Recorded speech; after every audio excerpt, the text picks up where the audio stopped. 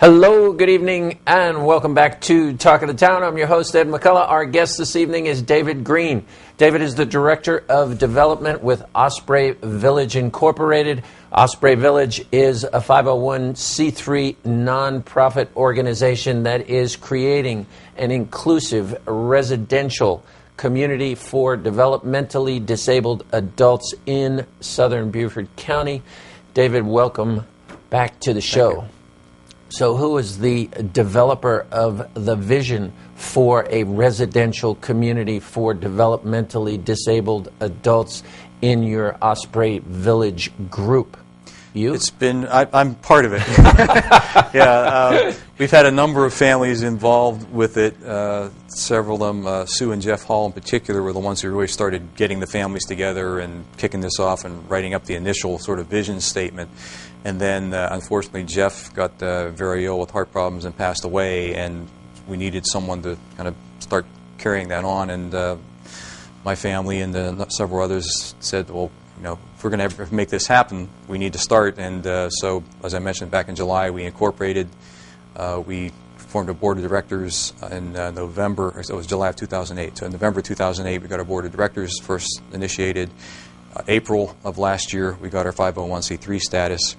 And we've been plugging away ever since, trying to both raise funds as well as learn from other organizations that we have identified around the country that have a similar type of vision. And I understand that the Community Foundation of the Low Country, God bless the Community Foundation of the Low Country, because it seems every time there is a new vision where it needs, how shall we say, to have the pump primed. Right. At the very critical beginning stages, it seems that the Community Foundation of the Low Country is the one who steps up and puts forth those critical dollars at that critical, okay, this is a vision, but we really believe in this vision. How much did they pledge, and how rigorous was, that's the other thing that's legendary about the community. They don't just toss money around the neighborhood. You were seriously vetted before they made the commitment. We made our application last August and found out in November that they had awarded us a $25,000 challenge match grant, which means we have to raise $25,000, and that our cutoff is mid-June, in order to gain the $25,000 grant from them. And as you mentioned, it's a fairly involved process. You've got to explain not only what you're trying to do, but who you're trying to serve, and how does this match up with the Together for Beaufort program and their goals and so forth. And we really hit 3 or 4 out of the 4 of those. But it was a good thing to go through, because it really made us look at ourselves and say, okay, you've got the idea, how do you actually practically intend to do this? So what the grant is for is a research and development project that we're currently conducting. 3 parts to that, really. One is finding out from the community who is interested and what they need in particular, so we make sure we're meeting the need.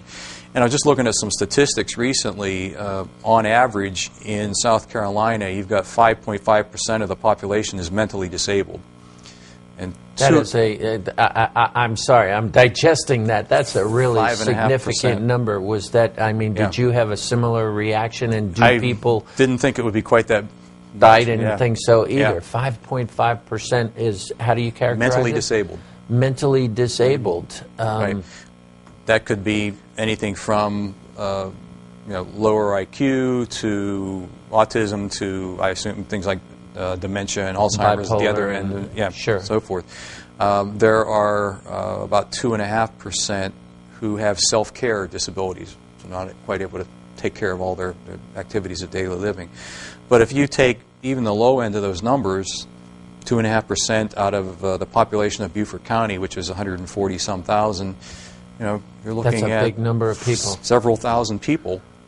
Several thousand people, and you mentioned Together for Beaufort, the initiative of the Community Foundation of the Low Country, and certainly your program fits right into their wheelhouse. And I would think, in particular, insofar as there has to be research and testimony to the fact that when, in fact, developmentally disabled adults find themselves in a positive community, that serves as a matrix from which they spring forth and are actually able to contribute in ways that they would not be able to otherwise. Right. I mean, the alternative is, for many of them, it's sitting around the house at home with their parents, watching TV and hanging out and doing nothing. Doing nothing, right. And in many cases, they may not even have been presented with the idea of you can really make something of yourself, and despite the handicaps you may have,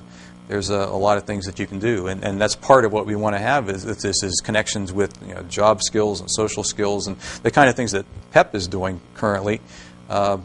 We want to definitely be supportive of them, but at the same time, we need to provide this housing component to integrate with what's already happening there and the other services that may be needed. Just by way of clarification, PEP, Programs for Exceptional People, is geared toward adults with developmental disabilities. However, it is a day program. It is not a residential program, and I have to believe in terms of community and in terms of integration, the residential part is a key component.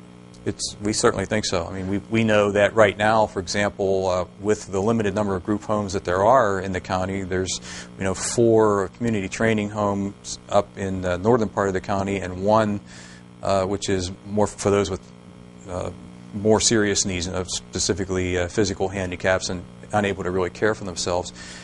There's nothing south of the Broad River, and yet they already have, I know DDSN has 14 people on a waiting list. So now this vision for the original facility for, I don't want to call it facility, that's a bad word, but residential community. Thank you. The vision for the residential community, the initial, and I'll suspect that it is the initial, because once one's up, perhaps you'll do more. But how many individuals might reside in the original community? We're looking at probably 6 to 12 to get things up and running, and we're going to be very careful about who we bring into this program, because one thing we've learned from other programs is make sure you establish your criteria of who you're going to serve first and then stick to it, because if you're trying to serve anybody and everybody, you lose focus and you're not really serving anyone very well. So is there a profile of the individual that fits, that says these are the prime guys that we think should be members of the community? Right. Primarily it's going to be, as I mentioned, those who are able to handle the activities of daily living pretty much themselves, so they can bathe themselves, clothe themselves, feed themselves, get themselves ready to go somewhere, help with the chores around the residence. So there's a certain level of functioning. Right, it's higher functioning folks in particular that we want to target. First of all, because that means we don't have to spend as much time and money and effort in dealing with those with more serious disabilities, so the cost is going to be lower, and it also means we don't have to probably have quite as much staff and so forth in order to... Do you have an idea, and we only have about a minute left, but is there a staff to resident ratio? In many cases, it's 1-to-1 overall, because you're going to have people at different hours of the day and so forth. But I mean, if you would total number, it's going to be at least 1-to-1.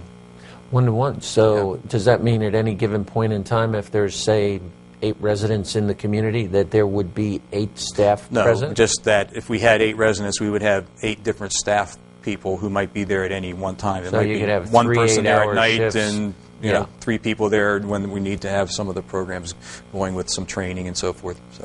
And have you put a price tag? We are just about out of time, but have you put a price tag on what it might take to get this first one up and running? It's going to be into the hundreds of thousands, we figure, at least on an annual basis. Whether we lease something or if we need to purchase land and build something, then obviously it's going to be even more than that. But you can get more information at our website, ospreyvillage.org, and you can also donate online there. We'd appreciate all the help we can get. And we need folks to donate at least $25,000 before, what's the cutoff? It's mid-June, and we're about a third of the way there right now. So you're a third of the way there, so we got another, whatever, 15 grand or so that we need to collect to match that community foundation grant by mid-June to take you to the next step in this awesome journey.